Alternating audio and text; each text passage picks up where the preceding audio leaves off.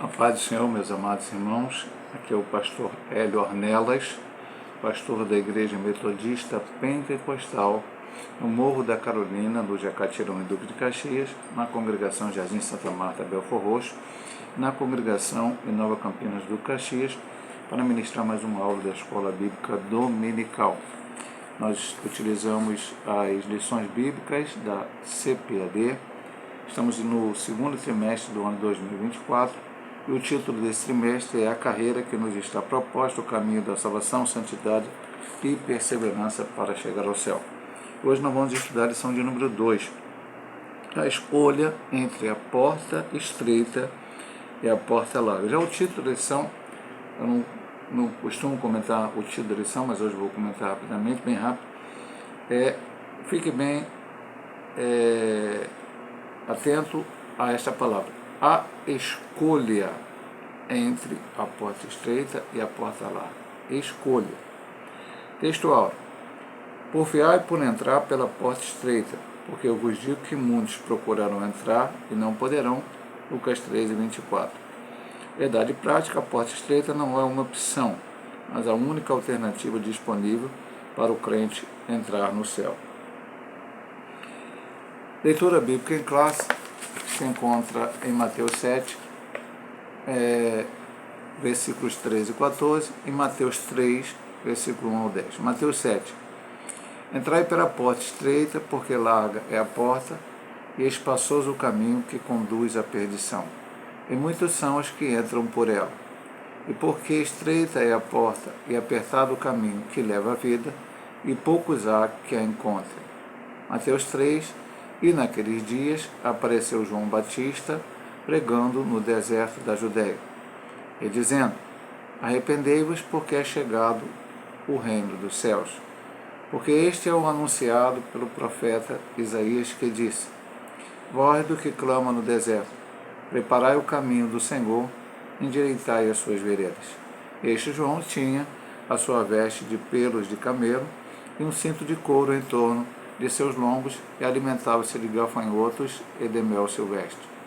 Então ia ter com ele Jerusalém e toda a Judéia e toda a província adjacente ao Jordão. Eram por ele batizados no Rio Jordão, confessando os seus pecados, e vendo ele muitos dos fariseus e dos saduceus que vinham ao seu batismo, dizia-lhes: raça de víboras, quem vos ensinou a fugir da ira futura? Produzir, pois, frutos dignos de arrependimento. Não presumais de vós mesmo, dizendo: temos por pai Abraão, porque eu vos digo que mesmo estas pedras Deus pode suscitar filhos a Abraão. E também agora está posto o machado à raiz das árvores. Toda árvore, pois, que não produz bom fruto, é cortada e lançada no fogo. Vamos aqui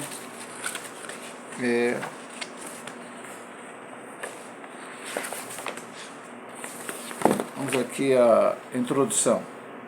Nesta lição, estudaremos o símbolo da porta estreita e da larga, do caminho apertado e do espaçoso. Nosso propósito é pontuar algumas razões que nos mostram por que devemos escolher a porta estreita e, do ponto de vista bíblico, como entrar pelo caminho apertado. Nesse sentido, veremos que o início da nossa jornada deve levar em conta o caminho que nos conduz ao céu. Então, veja bem, meu amado irmão, eu vou pontuar melhor mais em outras coisas da lição sobre a questão de escolha. Mas aqui há um simbolismo que o Senhor usou para dar um ensinamento aos seus discípulos. Está aqui em Mateus, e o texto, a aula da lição, fala de um texto paralelo em Lucas 3:24. O Senhor falou de porta estreita, porta larga, caminho estreito e caminho largo. Então ele colocou que existem essas duas opções e que nós devemos entrar, a certa, a correta, é a porta estreita, o caminho estreito e apertado, porque esse vai conduzir à salvação. A porta larga e o caminho largo vão conduzir o homem à perdição. E aí a pergunta é: mas eu que escolho entrar ou não? É Deus que escolhe para mim? A resposta que temos, como defendemos a ideia arminiana, cremos na ideia arminiana, e a ideia arminiana está baseada na Bíblia, não é uma ideia de uma pessoa apenas, há vários pais da igreja, vários intérpretes, que mesmo antes de Armínio existir nesta vida e colocar essa doutrina desta forma, como ele colocou, conhecido como arminianismo, já eles defendiam essa ideia, e a base na Bíblia. Ou seja, o homem, a salvação, ela é totalmente vinda de Deus. O pecado entrou em Adão, e não esse pecado que passou a todos os homens não faz com que o homem tenha condições de sozinho, por sua própria maneira, jeito, ir a Deus. É Deus que, pela sua graça, misericórdia, amor e bondade, primeiro Cristo morrendo na cruz do Calvário, e depois o Espírito Santo falando ao coração de cada homem para convencê-lo do pecado. Mas nós cremos que o homem pode resistir e não querer crer, ou mesmo que pode crer e depois se desviar. E é isso que nós vamos estudar quando estudarmos essa lição sobre os dois caminhos, a porta estreita e o caminho estreito, e a porta larga e o caminho largo. Vamos começar aqui no ponto 1, portas e caminhos. A porta estreita. A ideia de uma porta estreita como caminho para a vida está presente tanto na literatura judaica quanto na cristã. Por exemplo, essa concepção é encontrada no Antigo Testamento. Vamos até ler esse texto, embora ele não fale em porta estreita, mas ele fala de porta. Vamos lá, Provérbios. A gente sempre fala que é um texto, que é um estudo bíblico, né? Estamos aqui estudando a Bíblia Sagrada, e a gente gosta sempre de ler um texto aqui, alguns textos, né, durante o nosso estudo da lição. Vamos aqui a 15, 24. Diz assim: no rosto do sábio se vê... perdão, é que eu virei uma página a mais. A página está presa aqui. 15 e 24, agora sim, perdão. Para o sábio o caminho da vida é para cima, e que para ele se desvie do inferno que está embaixo. Então aqui não fala de porta, mas fala de caminho. O caminho da vida é para cima. Sabemos que a porta é uma entrada existente em um edifício ou um muro de uma cidade. Algo muito comum em tempos antigos é que a cidade era toda murada. Ao redor de todo edifício havia uma porta estreita, e era por meio dessa porta que todos entravam e saíam da cidade. É interessante estudar isso aqui. Hoje a gente fala de porta, né? Na maioria das casas tem um portão, né? Nós estamos falando de casa, porque hoje as cidades, aqui a porta, existiam portas nas casas, mas existe não em porta nas cidades. As cidades eram muradas, existiam a porta. Hoje não há cidades muradas, pelo menos aqui no Brasil, talvez em algum país europeu, não sei, mas aqui não há. Então, a porta é da casa. Tem um portão, tem casas que tem mais de uma porta. Naqueles dias era natural ter uma porta no portão da cidade.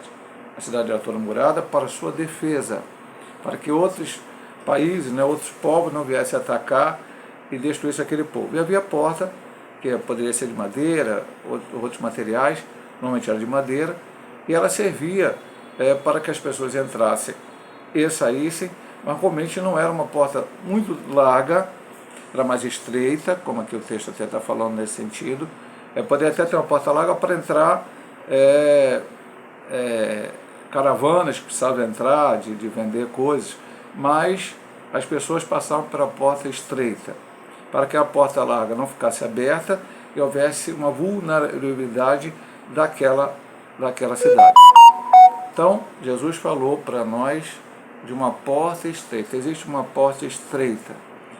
E para chegar no céu, precisamos entrar por ela. Precisamos verdadeiramente passar por ela e continuar no caminho estreito até chegar à salvação e à vida eterna. Eu ia falar na semana passada, mas não cheguei a falar no vídeo. Existe um livro chamado O Peregrino, existe filme também no YouTube, você vai achar. É uma revelação dada a um homem de Deus chamado John Bunyan. Uma revelação não ao pé da Bíblia. A gente sempre fala, né? Livros são escritos, a Bíblia Sagrada, que é o nosso livro de fé e prática. Mas John Bunyan tem uma revelação de Deus, escreveu. Esse livro é bastante importante, até pouco tempo era o segundo livro mais vendido depois da Bíblia. Ele mostra exatamente esse caminho de um homem chamado peregrino que quer chegar à cidade celestial. E mostra todos esses contratempos ao qual ele passa. Ele recebe a orientação de um homem chamado evangelista, e ele vai pelo caminho estreito, depois acontecem muitas coisas. Eu recomendo até a leitura desse livro, que didaticamente nos dá uma compreensão importante para este assunto agora estudado. Vamos para o segundo subdivisão do ponto 1. Caminho apertado. Quando falamos de caminho apertado, apontamos para a conduta, a maneira de viver que evidencia a salvação ou perdição. Nesse sentido, a linguagem figurada do caminho apertado, conforme Mateus 7, aponta para os que desejam a vida eterna. Não por acaso a palavra apertado vem do verbo grego tilibo, que significa prensar com uvas, espremer, pressionar com firmeza, caminho comprimido, contraído, metaforicamente, aborrecer, afligir e angustiar. Assim, o caminho apertado é o que nos leva a praticar os ensinamentos de Jesus de modo bem concreto: amar os inimigos, não praticar a hipocrisia, acumular tesouro no céu, entre outros princípios celestiais ensinados no Sermão do Monte. Voltando à introdução, para deixar bem claro, eu gosto de falar isso, meu amado irmão, porque hoje existe uma polarização, principalmente na internet, muito grande entre a ideia arminiana e a ideia calvinista. Nós somos arminianos, eu sou arminiano, creio na ideia sobre a segurança da salvação. Não é salvação, eu sempre digo isso, não é sobre salvação. O arminiano e o calvinista crê que Jesus salva. É só em Jesus a salvação e fora dele não há salvação. Existem vários pontos entre o calvinismo e o arminianismo que são idênticos. Apenas o que difere, a diferença básica, principal, é que nós, arminianos, cremos que a pessoa que é salva pode perder a salvação. E segundo ponto, essa pessoa não está marcada para ser salva. E até por isso ela pode perder a salvação.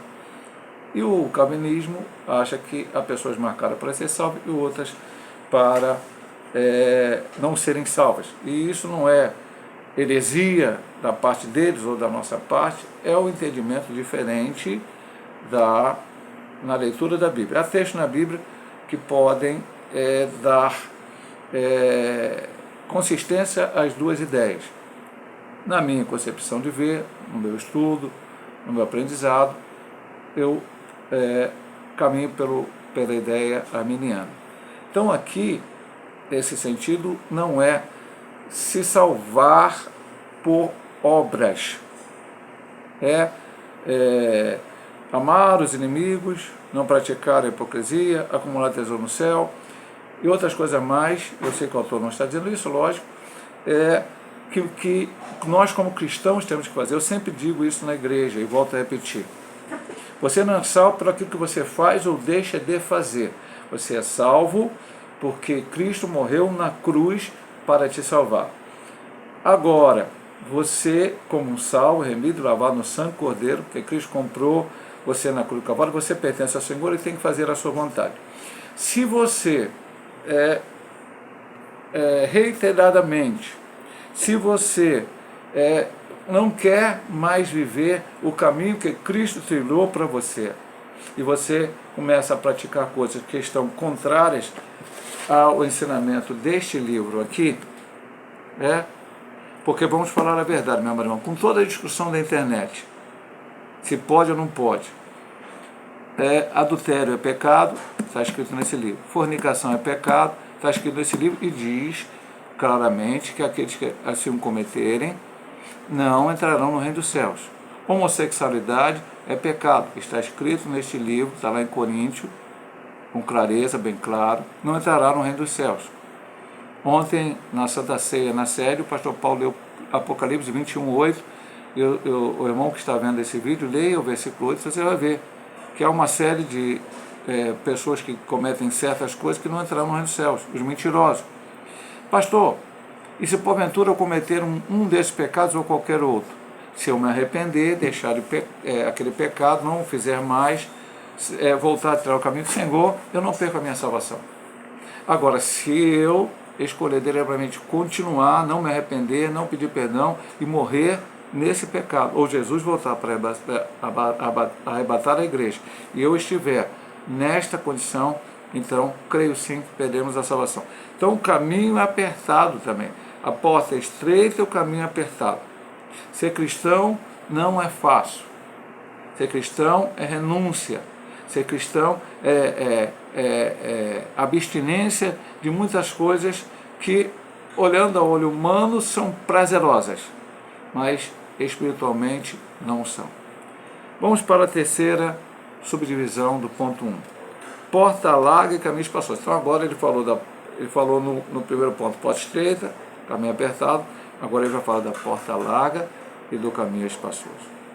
A porta larga e o caminho espaçoso simbolizam uma vida sem compromisso com Cristo, segundo o padrão do mundo. Essa porta recebe muitas pessoas que expressam crenças e valores segundo a sua boa maneira de viver.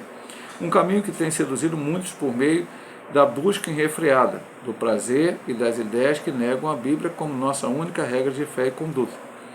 Tratam-se, pois, de uma porta e de um caminho em que entram pessoas que vivem segundo suas próprias ideias. Juízes 21:25. Eu vou ler aqui para você, só para ler, eu poderia dizer de cor, mas eu vou ler. E esse versículo aqui de Juízes 11:25, ele se repete algumas vezes, aliás, 21:25, se repete algumas vezes no livro de Juízes. Não é a única vez que está no versículo 25 do capítulo 21. Naqueles dias não havia rei em Israel, porém cada um fazia o que parecia reto aos seus olhos. Esse foi o período de Juízes, foi o período entre Josué, que foi servo de Moisés, e depois recebeu o encargo de levar o povo à terra prometida, e venceu as guerras, as batalhas, mas não venceu todas as batalhas, morreu antes que Israel pudesse destruir todas aquelas nações como ordem do Senhor e ter a terra prometida. Mas isso foi avisado tanto na lei de Moisés como o próprio Josué avisou. Então no finalzinho da sua vida ele diz: vocês podem escolher entre servir aos deuses lá do vosso pai lá do Egito, pode servir os deuses dessa terra, mas eu e minha casa serviremos ao Senhor. Capítulo 24, versículo 15. Ele morre e o povo acaba, por não ter expulsado aquele povo, se envolvendo com o povo da terra e praticando coisas que não agradavam ao Senhor. E aqui o texto final, lá no 21:25, por não haver em Israel, cada um fazia o que queria. No Evangelho não é assim não, amor. Eu não faço o que eu quero. Não pastor, eu posso fazer o que eu quero? Posso. Eu posso viver da maneira que eu quiser? Sim. Só que isto é incompatível com ser um remido e lavado no sangue do Cordeiro. Remido e lavado no sangue do Cordeiro, ele pauta a sua Bíblia pelos princípios bíblicos, pela palavra de Deus. O pecado o incomoda. Salmo 1 fala que o cidadão do céu ele não anda na roda dos escarnecedores. Tem seu prazer na lei do Senhor, medita nela de dia e de noite. Então eu não posso ser alguém que medita na Bíblia dia e noite, ore dia e noite, e aí nós estamos falando metaforicamente, você não vai ficar lendo a Bíblia o dia inteiro, você tem que trabalhar, você tem que estudar, tem que fazer outras atividades, mas você vai ter o prazer de todo dia ler a Bíblia, de todo dia tirar um momento da sua vida para orar. E aí, meu amado irmão, você é incompatível que você tenha essa prática como um remédio lavado no Sangue do Cordeiro e da mesma maneira faça coisas contrárias a este livro, ao ensinamento de Cristo. Então, a porta larga já é por trilhado o caminho espaçoso, por todos aqueles que não querem aceitar Jesus como Salvador.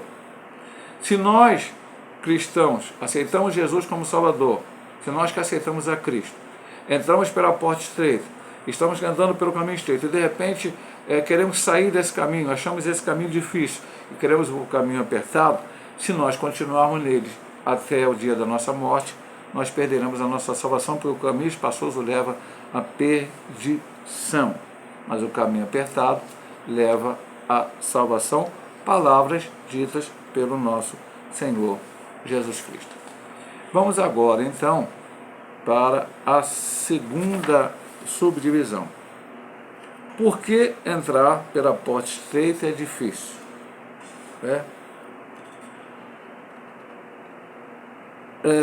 Vamos ler aqui a primeira subdivisão.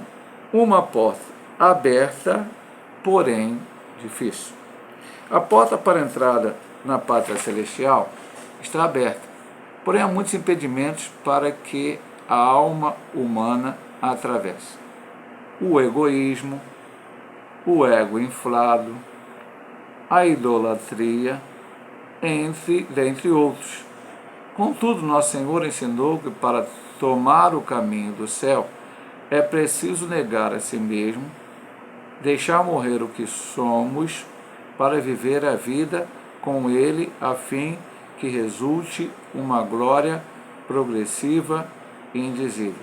Jesus disse: se alguém quer ir após mim, negue-se a si mesmo, toma a sua cruz e siga-me. Então veja bem, a porta está aberta. E aí é outra coisa importante que nós arminianos entendemos. Jesus morreu na cruz do Calvário para salvar a todas as pessoas.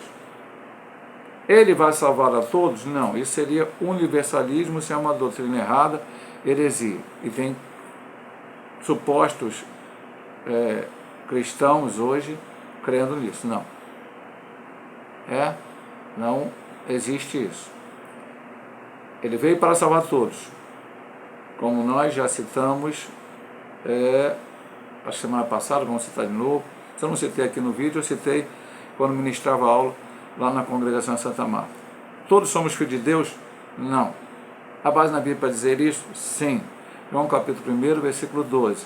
Veio para os que eram seus e os seus não receberam, mas para todos, ou a todos quantos o receberam, deu-lhes o poder de serem feitos filhos de Deus, a saber os que creem no seu nome. Então, para ser filho de Deus, você tem que crer em Cristo, se arrepender dos seus pecados e seguir, entrar pela porta estreita e seguir no caminho estreito até o final da sua vida. O que impede as pessoas? Ele deu alguns exemplos. Egoísmo. Egoísmo. O que é uma pessoa egoísta? É uma pessoa que só pensa em si mesmo. Não pensa no seu próximo. O egoísmo, a gente acaba não podendo estar nessa porta estreita porque a gente só está preocupado conosco, queremos, teoricamente, o melhor para nós. Ego inflado. Eu vou só te citar um texto para você. Já disse isso, várias aulas aqui, vou repetir de novo. Entre o nascido de mulher não há o profeta maior do que João Batista, segundo a palavra diz. E ele disse o seguinte: é necessário que ele, Jesus, cresça e que eu diminua. Nós não somos nada, Jesus é tudo. Então, ego inflado, talvez inflitando que nem caiba passar pela porta estreita. Idolatria. Isso é heresia. Tanto idolatrar seres humanos, como idolatrar imagem de escultura. Deus não divide a glória dele com ninguém. E outros, ele diz aqui. Então, várias coisas impedem que o homem passe pela essa porta estreita. Agora, se eu quero chegar ao céu, não tem outro caminho. É necessário negar a si mesmo, tomar a cruz e seguir a Cristo e fazer a sua vontade. Segundo ponto, né? Lembrando que nesse segundo ponto, aqui que nós estamos estudando, por que entrar pela porta estreita é difícil. Nós vimos primeiro que a porta está aberta, mas, porém, é difícil. Agora, segundo, as oportunidades da porta larga são atraentes. Para muitos, o caminho da porta estreita não é atraente. pois a porta larga oferece uma jornada de prazeres, deleites e libertinagem. Entretanto, os que andam nesse caminho são dominados pelas ilusões da vida, enredando-se numa sedutora fantasia.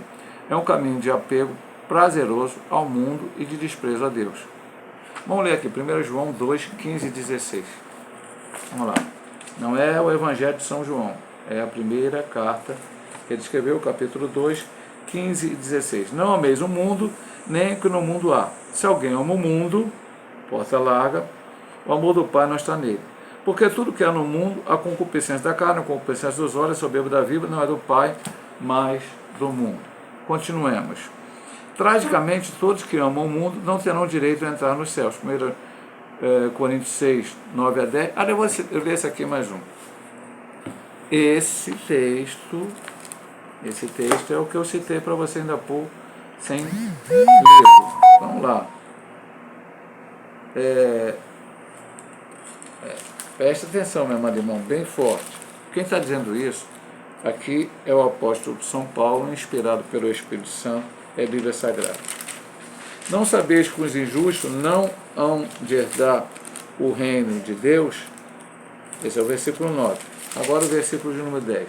Não erreis, nem os devassos, nem os idólatras, nem os adúlteros, nem os efeminados, nem os sodomitas, nem os ladrões, nem os avarentos, nem os bêbados, nem os maldizentes, nem os roubadores entrarão no reino de Deus. Está aqui na Bíblia Sagrada, meu marido. Então, vamos lá. Por isso o cristão comprometido com o Evangelho sabe que o mundo passa e a sua concupiscência, mas aquele que faz a vontade do Senhor permanece para sempre. Veja bem, meu, as oportunidades da porta larga são atraentes. Isso nós estamos falando humanamente, carnalmente, espiritualmente não. Espiritualmente não. Porque quem conhece a Bíblia Sagrada sabe que isso tudo é passageiro. De repente, eu estou tão preocupado comigo mesmo que o meu negócio é ganhar dinheiro, trabalhar muito. Alguns partem para jogar na loteria esportiva, tentar sorte, nós falamos de sorte, aí Mega Sena, coisa que é proibida, a palavra de Deus, nós temos que depender do Senhor, não das coisas desse mundo, mas enfim. E lutam para ficar milionários. Não tem tempo para Deus. Não tem tempo para orar, não tem tempo para ir à igreja, não tem tempo para ler a Bíblia, não tem tempo para até mesmo fazer outras coisas que a vida espiritual demanda. Então, essa pessoa está trilhando o caminho largo. É pecado trabalhar, pastor? Não. Não, os homens de Deus trabalhavam, mas eles tinham um tempo dele de comunhão com Deus. A gente não pode perder esse tempo. É esse tempo de buscar o Senhor. E aí vai por diante, meu amado irmão. Prazeres. É lógico, meu amado, beber, fumar, jogar, tudo isso dá prazer ao homem, prazer carnal. Mas Paulo disse, todas as coisas me são lícitas, mas nem todas edificam, nem todas convêm, nem todas edificam, e não me deixarei por dominar por nenhuma delas. Aquilo que me domina, que principalmente me dominando, me impede de servir ao Senhor, isso pode tornar um problema na minha vida. A Bíblia chega a dizer em Hebreus, a gente ter cuidado com o pecado e o embaraço. Tem coisa que não é pecado, mas pode se tornar um embaraço na vida do cristão, e o cristão deve deixar isso de lado. Veja aqui no texto que eu lembro de Coríntios, os beberrões, né, não entraram no reino do céu. Eu já disse aqui várias vezes. Pastor, a Bíblia proíbe beber? Não, ela proíbe embriagar-se. Mas sabemos nós que quem adquire o vício da bebida começou não bebendo a quantidade que ele bebe depois se tornou um alcoólatra. Ele começa com pouco e aí a bebida vicia, e isto é fato, isso é ciência. Vicia. Como o cigarro vicia, como a maconha vicia, como qualquer outra droga vicia. E se eu entro por esse lado, mesmo que pouquinho, eu vou acabar perdendo meu controle. Então isso vai me dominar e não convém ao cristão isso. O crente não deveria beber. Essa é a minha opinião. Deixo aqui registrada para todos os irmãos. Para não correr o risco de amanhã se embriagar. A bebida não vai trazer nada para você. O que vai trazer para você? Uma dor de cabeça no dia seguinte? Não, não traz nada de positivo. Até para a tua saúde física é ruim. Então, muito cuidado com essas coisas, todas, que são atraentes, que levam muitas pessoas a entrar para a porta larga, mas que infelizmente são coisas que só vão atrapalhar a vida do crente. Oportunidade da porta larga, as razões das exigências, subdivisão 3 do ponto 2. Diferentemente da porta larga e do caminho espaçoso, a porta estreita e o caminho apertado requerem uma transformação interior, uma decisão pessoal, uma disposição em seguir na contramão da maioria. Só começa a trilhar pelo caminho da porta estreita quem se reconhece em Cristo como pecador, 2 Coríntios 12:9, e com disposição de viver uma vida dirigida por Ele, como no começo, 2 Coríntios 5:17, que se repete em todas as lições: se alguém está em Cristo, nova criatura é, as coisas velhas passaram, a Escritura se fez novo. A partir dessa jornada, o Evangelho nos faz caminhar em santidade, seguir os passos de Cristo e andar como Ele andou. Então, estaremos prontos para criar raízes e enfrentar os obstáculos da nossa jornada cristã. Então, você aceitou a Cristo. Como é que começa essa caminhada, essa jornada? Voltamos a dizer o que estamos dizendo aí dentro do som. Reconhecer esse pecador. E reconhecer não só que eu sou pecador. Eu posso me reconhecer pecador e achar que a minha solução está em uma religião falsa. Não. A solução de cada homem está em Cristo, porque Ele não cometeu pecado, morreu na cruz por nós, para nos dar salvação e vida eterna. Se eu aceito a Cristo como Salvador, então eu me filio a uma igreja evangélica, protestante. Ali eu passo por um aprendizado, passo nas águas batismais e começo a minha caminhada seguindo ao Senhor Jesus Cristo.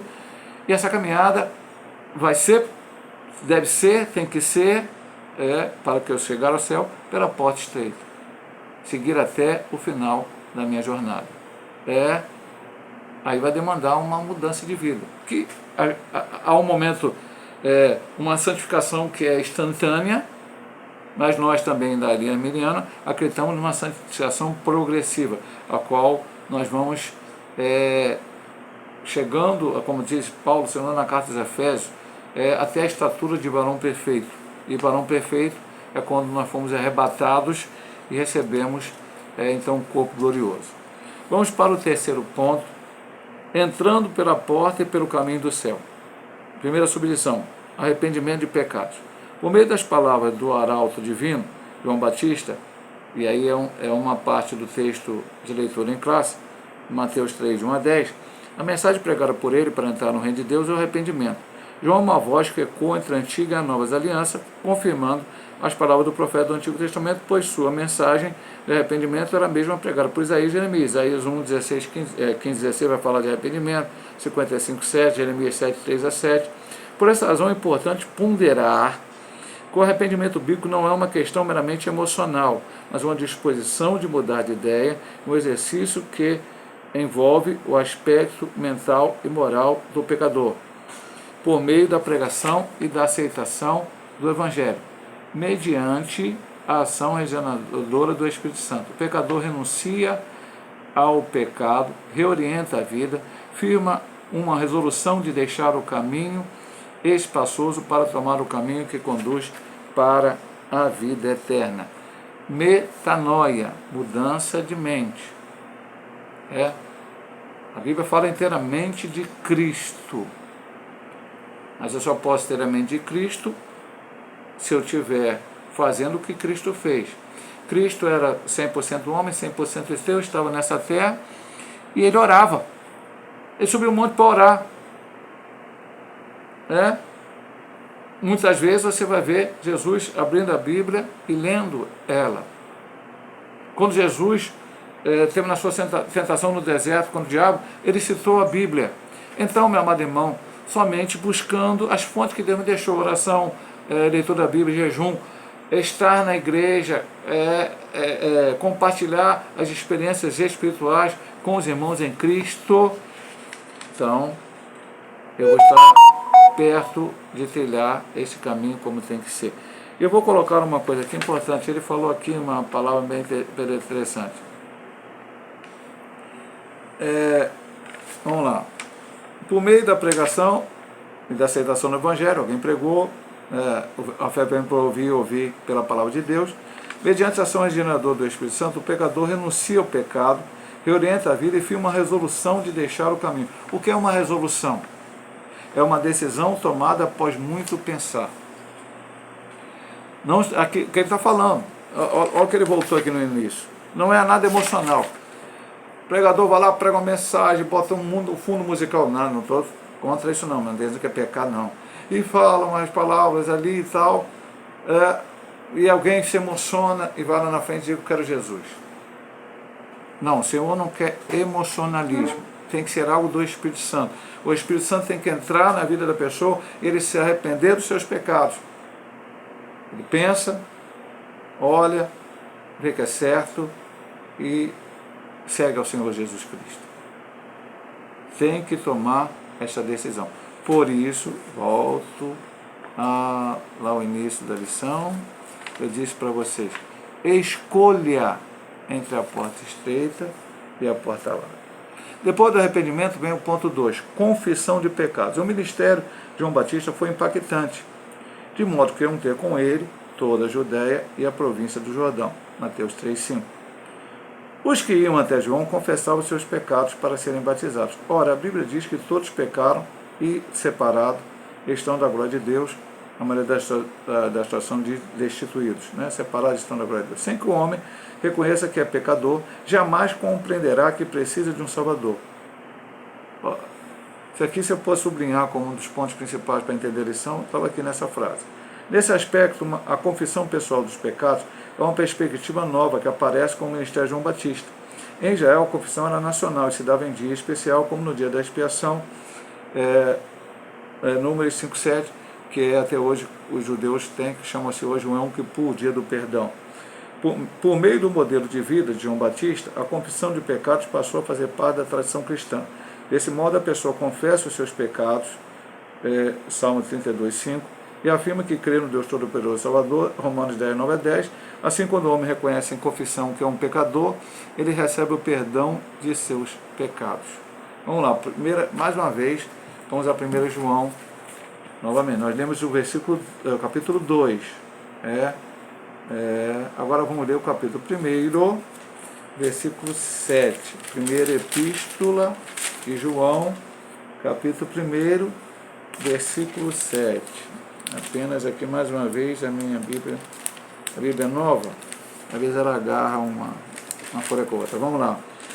Olha bem, que a gente só pega uma parte desse versículo, mas vamos lá. Mas se andarmos na luz, como Ele na luz está, temos comunhão com os outros, e o sangue de Jesus Cristo nos purifica de todo pecado. Então alguém prega: o sangue de Jesus Cristo nos purifica de todo pecado. É verdade, mas se andarmos na luz como Ele está, temos comunhão com os outros, o sangue de Cristo purifica de todo pecado. Então, no Antigo Testamento, o perdão era nacional. Tinha um dia da expiação, o sumo sacerdote entrava lá, oferecia o sacrifício por todo o povo, para que Deus perdoasse. É lógico que existia o pecado individual, a pessoa oferecia sacrifício, tudo isso apontava para Cristo. Cristo veio e morreu na cruz do Calvário para dar a salvação e a vida eterna a todas as pessoas, mas é necessário arrependimento. É necessário confissão de pecados. Vamos lá. Vamos para o texto da lição. Ok? Texto da lição, leitura em classe. E eu ter com ele Jerusalém, toda a Judéia e toda a província, adjacente de Jordão, e eram por ele batizados no rio Jordão, confessando os seus pecados. Se você for ler mais a história lá com João Batista, você vai ver que ele falou para os soldados viverem só com seu soldo, ou seja, não ganharem propina, não ganharam dinheiro errado. Então havia uma série de coisas que ele disse para aquelas pessoas para fazer. Por quê? Arrependimento é mostrado, confissão de pecado não quer dizer que você se arrependeu. Confissão de pecado é importante, mas arrependimento você tem que demonstrar fruto. Confessar o pecado e abandonar o pecado, deixar de pecar, deixar de fazer aquilo que desagrada a Deus. É isso que aqui está dizendo. João Batista pregou isto, e também Cristo pregou isso, porque ele também falou em arrependimento. Vamos então agora para o último ponto dessa lição, o último ponto do ponto 3, a subdivisão 3.3. produzindo fruto de arrependimento, que eu acabei de comentar, mas agora nós vamos ler e falar. Para João Batista, o batismo e a confissão somente não seriam as provas verdadeiras da mudança de vida. Era preciso apresentar fruto na vida como a marca de um arrependimento sincero. E nunca podemos contemplar frutos concretos. João Batista esperava de quem se arrependesse. Honestidade, misericórdia, respeito às autoridades, dentre os outros. E aí eu vou ler. Eu citei apenas do soldo dos soldados, mas agora eu vou ler para você tudo que ele falou. Vamos lá. João Batista, entre o nascido de mulher, não houve profeta maior que ele, hein? Respondendo ele, disse-lhes, aliás, vou começar até no 10, que é melhor. E a multidão interrogava, dizendo, que faremos, pois? Que faremos, pois? De palavras sobre arrependimento. Então ele disse, quem tiver 2 túnicas, que reparta com o que não tem, e quem tiver alimentos, que faça da mesma maneira. Então vamos voltar aqui. Honestidade e misericórdia. E aqui é a misericórdia. E chegaram também os publicanos para serem batizados e disseram, mestre, que devemos fazer? Ele disse, não pensais mais do que aquilo que vos está ordenado. Honestidade. Soldados o interrogavam também, dizendo, e nós, que faremos? Ele disse, a ninguém trateis mal, respeito às autoridades, misericórdia, nem defraudeus e contentai-vos com o vosso soldo. Então, tem que ter fruto. Isso era a prova de que a natureza da pessoa havia sido verdadeiramente transformada. Portanto, uma pessoa que teve um encontro verdadeiro com Jesus produzirá frutos dignos de arrependimento, uma nova forma de pensar e agir, um novo estilo de vida. Quero deixar claro para os irmãos, alguém vai dizer, pastor, mas todos nós somos pecadores? Somos, meu amado irmão. Todos nós somos falhos. Um que não pecou foi Jesus. O único que não falhou foi Jesus. O que acontece aqui no texto dito, nesta lição, na palavra de Deus, é o seguinte, crente não pode viver em pecado. Eu vou ler um texto, ontem na pregação, eu preguei ontem na ceia, na sede, e eu citei esse texto, aqui também voltando a 1 João, tá? Novamente, é um texto, se você ler 1 João capítulo 1, início do capítulo, só dele, você vai ver vários textos sobre isso. Mas vamos lá. Eu vou começar no final do primeiro, mas o principal é o primeiro do 2. 1 João 2:1. Mas eu vou começar no 8 do capítulo 1. Se dissermos que não temos pecado, enganamos a nós mesmos e não a verdade nós. O que está dizendo aqui. Eu sou pecador. Olha o que eu estou dizendo, sou pecador, tenho que reconhecer isso. Tá? Se confessarmos nossos pecados, ele é fiel e justo para nos perdoar os pecados e nos purificar de toda justiça. Já estudamos isso aqui, tem que confessar o pecado. Se dissermos que não pecamos, fazendo mentiroso, e a sua palavra não está em nós. Se eu disser que eu nunca pequei na minha vida, eu estarei fazendo o Senhor mentiroso. Agora, preste bem atenção, é aqui que está o segredo da história. Meus filhinhos, estas coisas anteriores que estão aqui, os escrevo para que não pequeis. E se alguém pecar, temos um advogado para com o Pai, Jesus Cristo o justo. Não só esse texto, a Bíblia continua em vários textos para não mostrar isso. Preste bem atenção, irmão. Não é que eu vou dizer, o fruto de arrependimento que ele fala aqui, não é dizer que eu nunca mais vou pecar na minha vida. Eu ter a mente de Cristo, viver a Cristo. E excepcionalmente eu cometer um pecado. E o Espírito Santo que está dentro de mim, desde o momento que eu aceitei a Cristo, ele vai tocar no meu coração, eu vou pedir perdão a Deus, me arrepender e não voltar a cometer aquele mesmo pecado. Colocando didaticamente como entender. Eu sou remido e lavado no sangue do Cordeiro. A Bíblia diz que os mentirosos não entram no reino dos céus. Quando eu era do mundo, eu mentia para todo mundo. Estou falando um exemplo, estou falando da minha vida, estou falando alguém que aconteça isso. Aceitei Jesus. Eu não posso continuar naquela vida. Eu não posso mentir mais, não posso viver em mentira.